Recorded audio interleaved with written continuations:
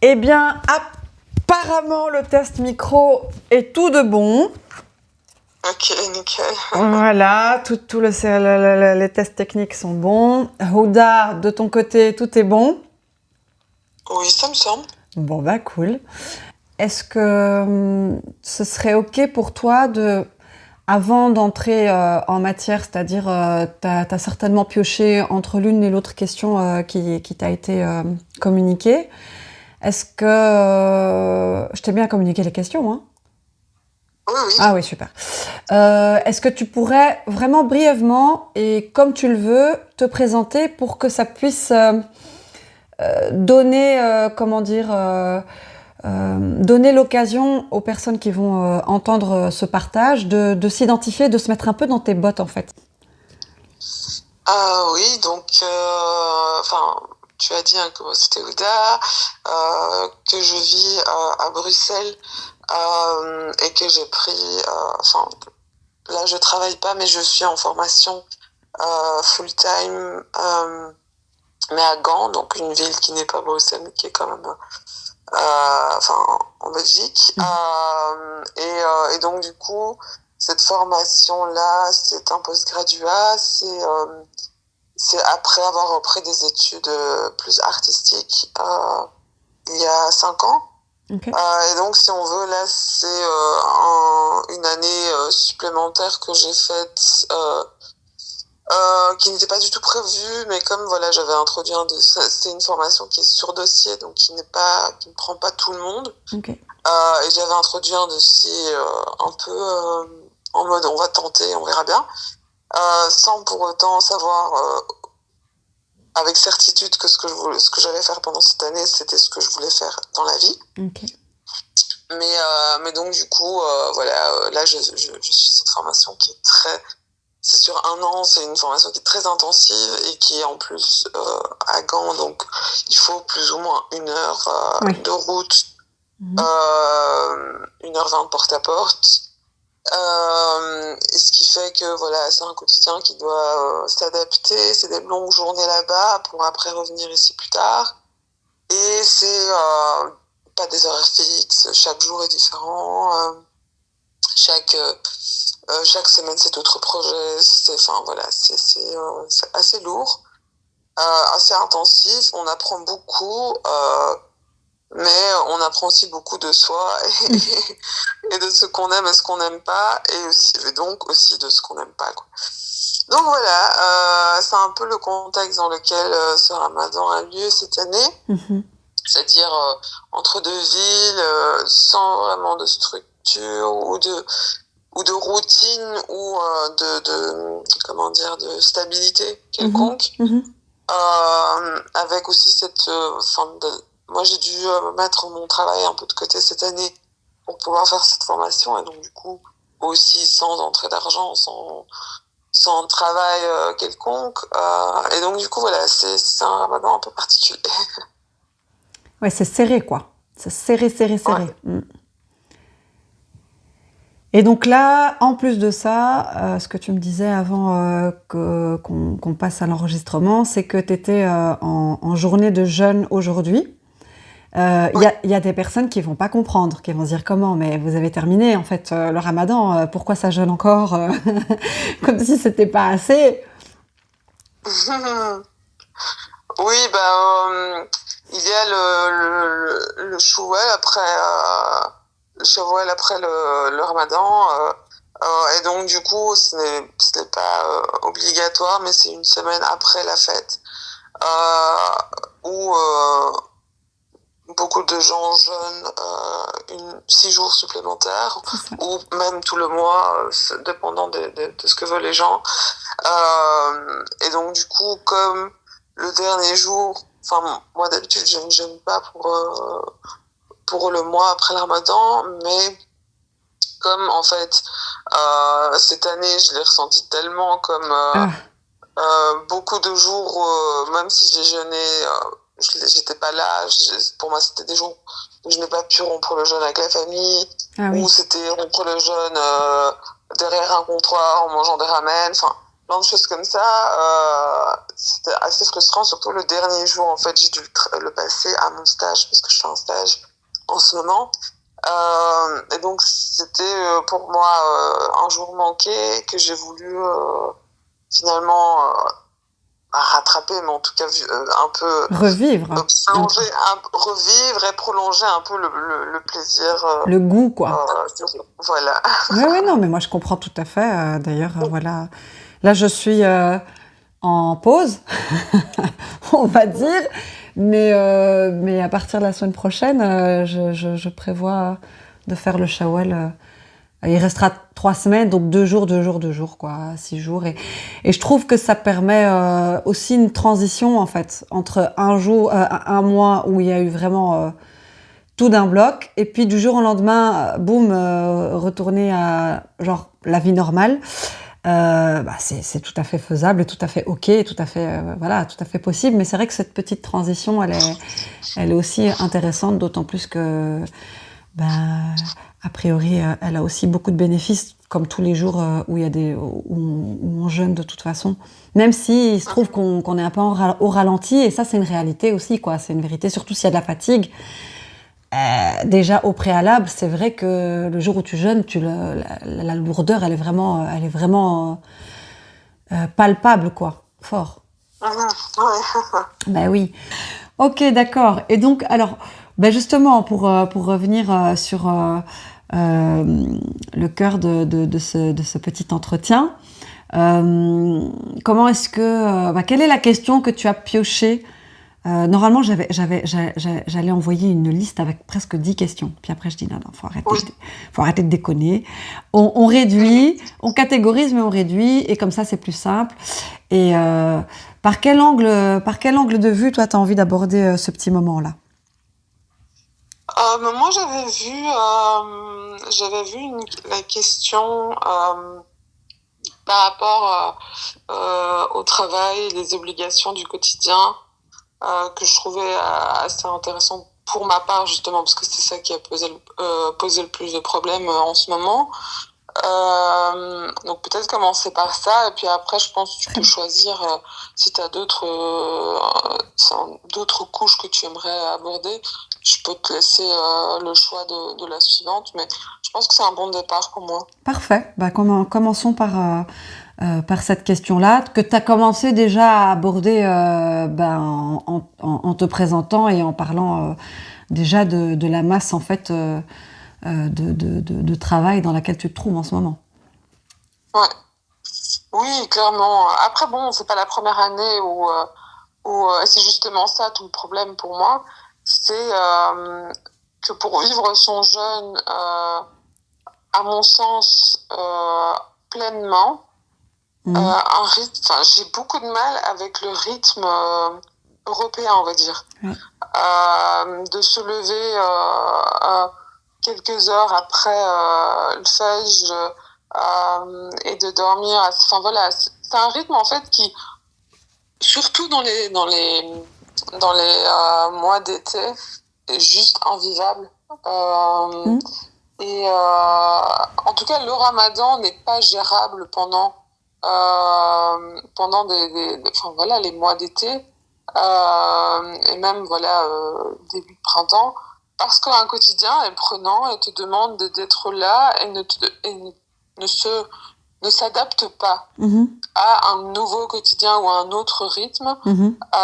Ce qui fait que surtout en début de Ramadan, je le vois, pas en début, mais surtout avant que le Ramadan commence, je le vois comme une contrainte. Alors que une fois qu'on est dedans et vers la fin, en arabe on dit masrina shibbe. Ça, c'est vrai. Et donc du coup on est là, on est triste que c'est la fin, mais par contre avant que le Ramadan commençait, moi j'étais là, mais non, c'est vraiment pas le moment, j'espère qu'on va pas commencer à jeûner demain mais après-demain. Et donc c'est limite un quotidien qui te fait ne plus apprécier quelque chose qu'on apprécie et dont on a besoin. Encore plus si on a envie d'aller à la mosquée, si on a envie d'un temps de pause, dans le sens où on n'a pas envie on a envie de faire une réflexion sur soi, de s'améliorer beaucoup plus en profondeur que simplement dans le fait, mais aussi dans le vivre et dans l'être et dans la réflexion. On n'a pas le temps pour ça. Le monde nous laisse pas ce temps-là.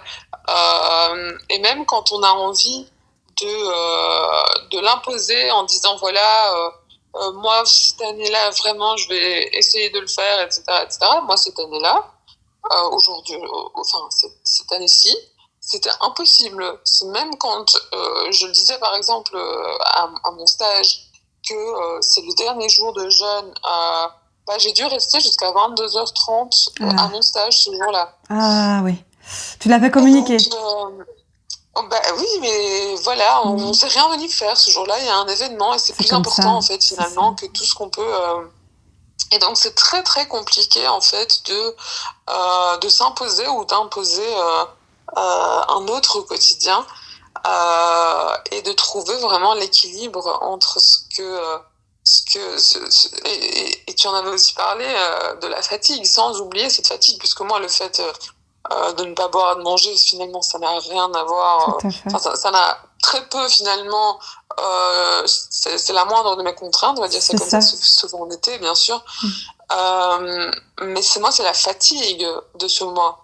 Je suis épuisée. En plus, moi, je ne mange pas de la façon dont les gens mangent. Ça veut dire que moi, je mange des petites quantités souvent. Donc même physiologiquement, en fait, pendant le Ramadan, je mange moins souvent, moins en quantité parce que je n'ai pas le temps, tout simplement, de manger autant que d'habitude. Donc ça veut dire que je suis doublement fatiguée parce que j'ai pas les apports, parce que j'ai pas le sommeil réparateur, etc. Mais le quotidien, lui, il va pas ralentir et on ne peut pas le ralentir. Et donc ça enlève un peu pas de la beauté, mais en tout cas de ce qu'on pourrait en tirer, des bénéfices qu'on pourrait en tirer, alors qu'ils sont là et que c'est tellement riche. Et donc, moi, cette année, ça m'a même presque isolée, en fait. Même si, voilà, je n'ai pas forcément une communauté autour de moi ou quoi, mais même les moments de partage que j'avais en famille, ceux-là, ils ont été sacrifiés. Donc, c'est compliqué. Ouais, tu l'as senti, tu t'es sentie très seule, en fait, pendant cette période. Oui, surtout que moi, j'ai l'habitude, hélas, d'être dans une... Moi, je suis toujours dans un environnement où les gens ne savent pas ce que c'est que le jeûne, où je ne partage pas le jeûne avec les gens autour de moi, à part ma famille à la maison.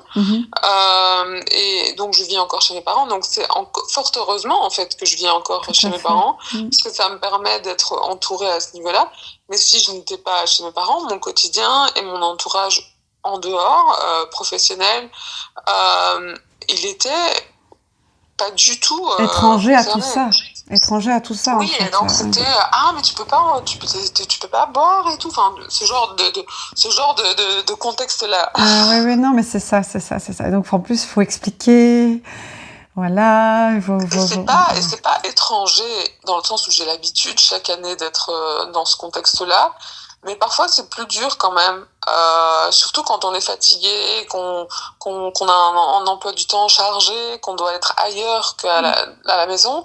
Ça aurait été, je pense aussi, ça aurait aidé de ne pas être la seule à devoir faire ça, mais de partager un peu ce moment, d'être dans la même galère, mais d'être dans la galère ensemble. Ensemble, quoi. Non, mais c'est certain que c'est pas pareil. Non, c'est pas pareil. Là hier... lors d'un entretien avec l'une des personnes que tu entendras, David, voilà, alors lui, il est fraîchement converti, depuis à peu près 150 jours, d'après ce que je me souviens, à vérifier. Et donc, c'était son premier Ramadan. Mais c'était hyper compliqué. Et mais il a eu un ami... son associé en fait, son associé de l'entreprise quoi, qui lui a dit mais écoute, qui le fait et qui lui dit écoute, ça fait partie du bagage de galérer, ça fait partie du système d'exploitation d'être en difficulté, de vivre la difficulté, de sentir ce que c'est que la difficulté, etc. Et donc, il était un peu secoué et il s'est un peu senti seul face à ce retour. Et je trouvais que comment dire, c'est autre chose. Allez, comment dire, j'ai comme réalisé que son associé, peut-être qu'il ne mesurait pas le fait, la chance qu'on a de connaître ça depuis toujours, la chance qu'on a de connaître cette galère-là ensemble, parce que c'est quand même porteur, même si c'est une difficulté et qu'on le vit tous de façon différente, parce que bon voilà, les humains, il y a une diversité. Et les communautés sont pas des blocs monolithiques. Même dans les communautés, même dans une même famille, on vit les choses de façon différente, mais quand même, il y a un socle commun. Et peu importe comment est-ce qu'on va le vivre, à quel niveau de galère ou de grâce on est, on le vit ensemble, quoi. Enfin, on sait qu'on n'est pas seul, et c'est très porteur. Et c'est vrai que quand on est... Et moi, je me rends compte, par exemple, tu sais, quand il y a 2 ans, je l'ai passé au Maroc. C'était pas la première fois, mais c'est la fois où je l'ai fait de façon complète au Maroc. Pour moi, en conclusion, mon sentiment, c'est que j'ai eu un regain d'énergie d'au moins 15-25% en plus. Que si je le faisais pas là, quoi. Et bon, maintenant, et j'ai même l'impression, je te dirais, que j'ai gardé les bénéfices de cette période-là. C'est drôle, hein? Ouais. Mais c'est resté un peu avec moi. Alors que il y a eu des années où j'ai pas pu le faire complètement. Parce que physiquement, c'était pas possible. Et c'était des périodes de burn-out. Et en fait, il y a eu des fois, ce n'était pas possible de jeûner, quoi. C'est nerveusement... voilà, physiologiquement, nerveusement, psychiquement, c'était pas possible. Chaque ramadan est... Alors, peut-être la petite consolation, c'est que chaque ramadan est différent. Donc, oui. Peut-être il y a des fois des années où c'est un peu plus compliqué, complexe, plus lourd, parce que, c'est aussi le moment de vie dans lequel on est. Mais rien n'empêche, par exemple, pour pallier à ce que tu disais là tout à l'heure, sur le fait d'être dans une systémique de productivité intense, que c'est antinomique avec ce moment qui relève de l'introspection, de la communion, mais aussi du partage, etc. En fait, il y a un chouette équilibre entre des moments individuels et des moments communautaires qui est possible. C'est pas garanti, chacun il fait comme il peut, mais c'est possible, quoi. Et je me dis, en fait, peut-être prendre des vacances dans cette période, peut-être pas le mois entier, mais genre se poser des jours pour, en tout cas quand on est salarié ou même quand on est indépendant, de se poser des jours, même une semaine, même 4 jours, ça permet un peu de rentrer dans l'expérience, quoi. Pleine. Oui, clairement. Ouais, c'est ça. Moi, c'est la conclusion que j'ai tirée de cette année. Oui. C'était que si j'ai la chance de vivre le mois de Ramadan de l'année prochaine et de pouvoir le vivre encore avec mes parents, etc., et que j'ai la possibilité, je prends congé au moins la dernière semaine ou les 10 derniers jours pour pouvoir vraiment vivre un temps de pause, en fait, parce que c'est surtout ça, c'est que je trouve que pour faire cette introspection, pour être dedans, moi j'adore quand mon rythme il suit le rythme du Ramadan et pas l'inverse. Que quand je me lève pour jeûner, que je me lève pas en mode allez vite, je vais retourner dormir. Mais que voilà, c'est un moment où on se pose, où on mange ensemble, où ça dure longtemps, et puis après, soit on commence plus tard, ou alors on peut retourner à notre aise dormir, et on n'est pas épuisé, et on n'est pas assommé, et on le vit, et on a la possibilité aussi de le vivre avec une communauté, aller...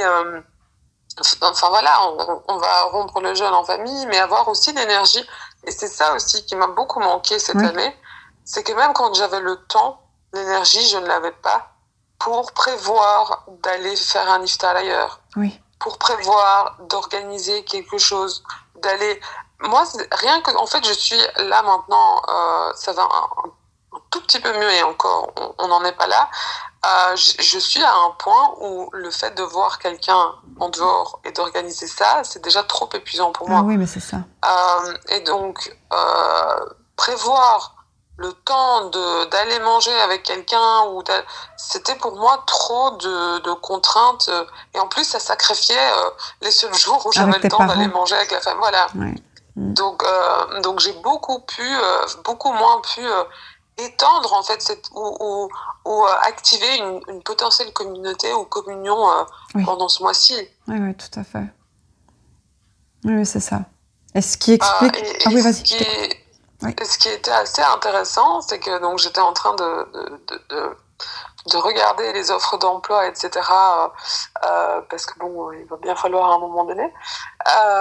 Et il y avait un emploi qui avait mis dans ses conditions qu'il y avait la possibilité de switcher les jours de congé religieux Ah ouais? à sa propre religion. Et donc du coup, moi je lisais ça et je me dis, mais en vérité, C'est trop cool. ça c'est un truc, Oui. on n'y pense pas, mais on en a tellement besoin en vérité. Moi je m'en fous en fait d'aller travailler à Noël ou quoi. Moi je fais rien, hein. En règle générale, moi c'est un dimanche pour moi de plus. C'est ça, c'est Mais si on ça. me permet moi d'avoir ces jours-là pour Tout autre à fait. chose, c'est vraiment le genre d'adaptation. On n'y pense pas, mais ça peut vraiment changer la donne, quoi. Ah non, c'est clair. Alors que peut-être juste par bête principe de refuser ce genre d'aménagement et on se prive en fait de potentiel, de talent potentiel, de choses comme ça. Donc ça dit quelque chose de la philosophie de l'entreprise, de la boîte Oui. qui a posté cette annonce. Ah oui, c'est oui, complètement. c'est encourageant, quoi. C'est parce que c'est une voie d'ouverture et c'est donc une voie d'avenir parce que vraiment. Complètement. C'est tellement rare. Mais c'est pour ça que quand je C'est voyais ça. ce job, j'étais là, waouh, c'est vraiment sympa, mais c'est rare en fait. Moi, c'était la C'est première clair. fois que je le voyais. Mm. Et c'est la première fois que je me disais, ben, en vérité, c'est ce genre d'adaptation dont on a besoin, mais on s'en rend même pas compte en fait. Clairement. Mm. Ouais, c'est très très très riche en tout cas. Et comme en fait, tu sais, j'ai l'impression que c'est un peu comme ce que tu disais par rapport à ta formation. Euh, Ça nous apprend beaucoup sur nous-mêmes et sur ce qu'on veut pas.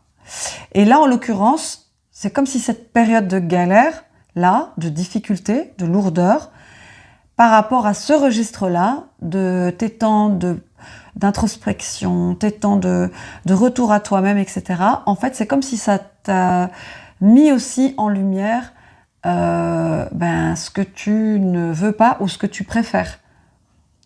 Et Oui. c'est-à-dire que même dans l'intensité dans laquelle tu es, il y a quand même une réflexion qui est là, qui accompagne. Oui, Voilà. mais c'est parce que je suis aussi dans une position où je me pose beaucoup de questions par rapport à ce que j'ai envie de faire dans la vie plus tard. Aussi parce que je pense que dans cette formation, en dehors de Ramadan ou pas Ramadan, je suis dans cette introspection. C'est ça. Ou dans Bien cette réflexion. sûr, bien sûr. Et donc, disons que j'étais dans cette réflexion avant en train de me dire qu'est-ce que j'ai besoin, qu'est-ce que je vais faire. Cette formation ne me plaît pas du tout, enfin son contenu ne me correspond pas du tout, c'est surtout ça. Du coup, qu'est-ce que ça dit de moi, qu'est-ce que je vais faire, quelle va être la prochaine étape. Et après avoir vécu ce Ramadan, il y a eu cette couche-là qui a été abordée, c'est-à-dire comment est-ce que je veux structurer ma vie par rapport à ma religion, ma culture, mon quotidien, ma famille, etc., etc. Et donc du coup, c'était effectivement une couche supplémentaire qui m'a été donnée pendant ce mois-ci et que et que j'ai essayé aussi d'avoir, de me poser ces questions-là et de me dire, ok, on n'a peut-être pas le temps de faire une introspection un peu plus personnelle par rapport à sa relation à la foi, etc., à Dieu, tout ça. Mais on peut quand même déjà penser à la première couche, tout qui à est fait. comment on accède à ça et comment est-ce que je peux faire en sorte d'accéder à ça. Les conditions. Et, créer les conditions. Exactement. Et comme ça faisait aussi, ça faisait longtemps qu'on devait juste s'organiser, moi et toi, pour faire un travail là-dessus. Je n'avais jamais le temps, l'énergie, etc. Mais ça a juste rajouté cette espèce de frustration de ne pas avoir le temps de faire quelque chose qui était nécessaire et qui l'est toujours depuis plusieurs mois. Ah, plusieurs mois, ça. Et années. Ah, ben voilà, quand même. Ça prend du temps. Mais néanmoins, j'ai envie de dire, ça m'a rapproché aussi, quelque part, je pense que quand on ressent une frustration, c'est qu'il y a un besoin. Et le fait que j'ai ce besoin-là, et que cette frustration n'est pas anodin, et c'est aussi, quelque part... des pistes, ou en tout cas des preuves ou des petites, des petites pépites ou des petites graines qui sont en train de germer. Donc il n'y a pas que du négatif là-dedans, mais il y a il y a ma responsabilité aussi par rapport à ça à prendre en considération, de se dire ok, qu'est-ce que je peux faire ou qu'est-ce que j'ai besoin de faire pour répondre à mes besoins primaires qui sont aussi d'ordre religieux, spirituel. Bah oui, non, mais complètement. Mais après, voilà, sans écarter... comment dire, négatif, c'est pas nécessairement négatif, c'est comme ça que c'est vécu, parce que c'est inconfortable. En fait, c'est inconfortable, mais pas nécessairement... Voilà, exactement. Oui, tout à fait, mais ça, on entend que... Voilà, quoi. Je pense que c'est surtout aussi la peur de se dire, est-ce que c'est pas un ramadan gâché? Je comprends. Qui ne sera peut-être pas l'année prochaine. Je pense que c'est surtout cette peur-là de se dire... Ça, je comprends. Et s'il n'est pas l'année prochaine... Oui, tout à fait. Enfin, voilà. Le temps file pour tout le monde. Tout à fait. Moi, je ne serai plus là, peut-être. Mes parents seront plus là, peut-être. D'autres membres de ma famille ne seront plus là. Notre sécurité non plus.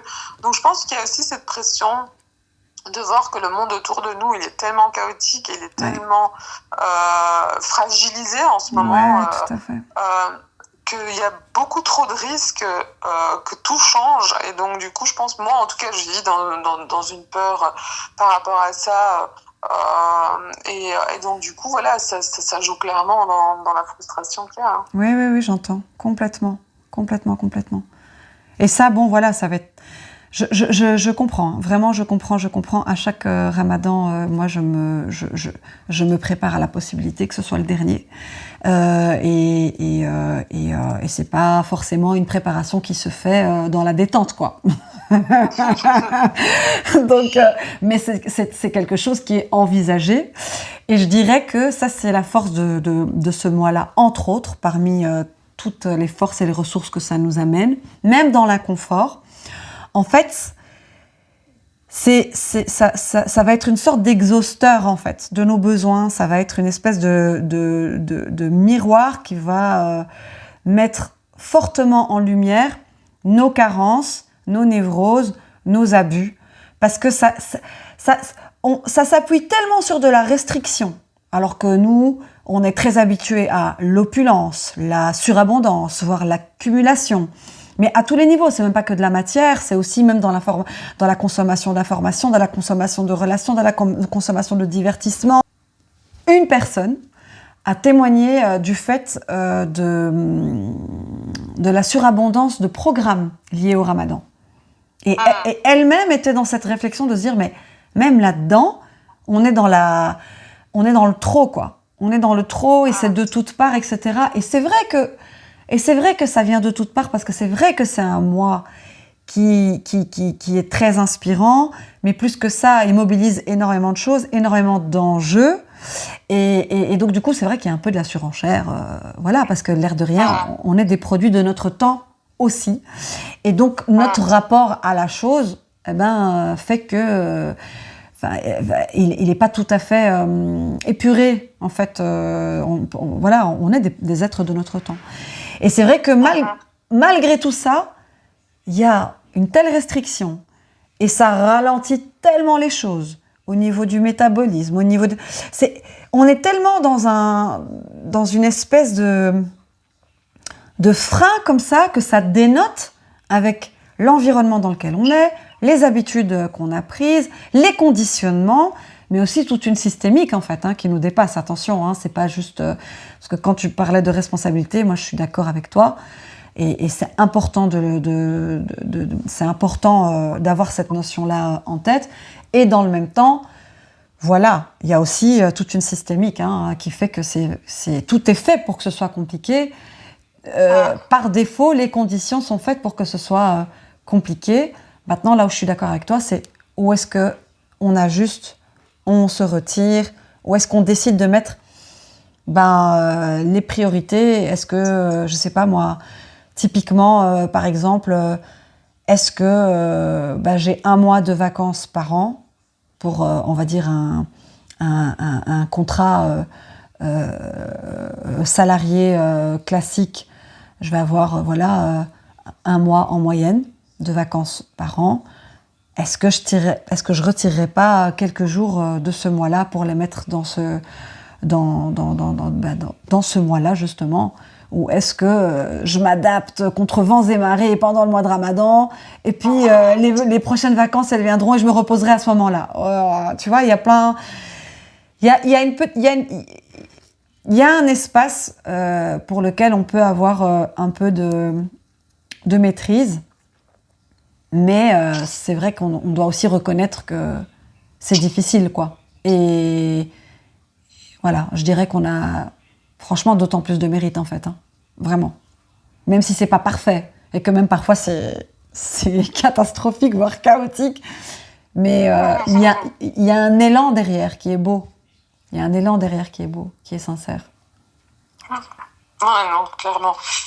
C'est, voilà, on navigue, et chaque année, je pense, voilà, le principal, c'est d'avoir pu en tirer au moins une chose. Mais clairement, moi, j'ai toujours dit... le ramadan pour moi c'est les gens le savent, j'hiberne. J'adore. The place to be. Je préviens, j'ai écouté moi pour le ramadan, il ne faut pas me demander de faire les choses le soir. C'est ça. Peut-être 1 fois ou 2 pendant le mois on peut se faire un iftar ensemble, mais moi je suis dans mon cocon, je survis au quotidien mais je suis dans mon cocon. Et effectivement si je peux prendre l'idéal serait effectivement d'avoir au moins une semaine où je peux y être à 2000%, quoi. Et donc voilà, on va essayer pour, si on a la chance l'année prochaine. Inch'Allah. Si on est prévu, on se donnera des nouvelles. On se dira quoi si on est prévu sur Terre? Et si on est de l'autre côté, on se dira, bon, ben voilà, on l'avait mis dans les options. On l'avait mis dans l'équation. Donc, on avait l'intention, mais là, voilà. C'est ça. En tout cas, beaucoup de courage. J'entends malgré tout dans toute cette belle fragilité que t'as exprimée une très grande force, Houda. Une belle guidance aussi, ça c'est une force qui structure vraiment, et voilà, ça a l'air un peu chaotique là, mais il y a quelque chose de bien vertical, bien comme il faut, masha'Allah, et je te rends hommage pour ça, ma sista. Merci beaucoup. Avec joie. Mais ça va être bientôt l'heure d'aller miam miam alors. Ouais, on va aller préparer ça. Allez, bon appétit, sahaf tolkom à toi et tes parents alors du coup. Oui, exactement. Et merci beaucoup pour cet entretien. C'était très, très agréable. Merci, la haftek. C'était très, très... Merci pour l'initiative. Écoute, on essaie de se mettre au service. On ne sait pas si le ramadan prochain, on sera là. On fait ce qu'on peut. Là où on peut. Non, alhamdoulilah, c'est avec joie. On entend.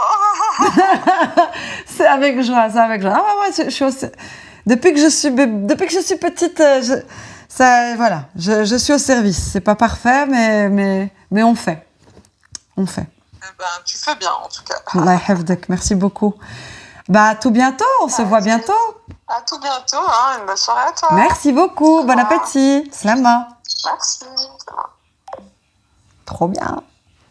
Chouette maman, c'était Huda. C'est bon pour ce soir.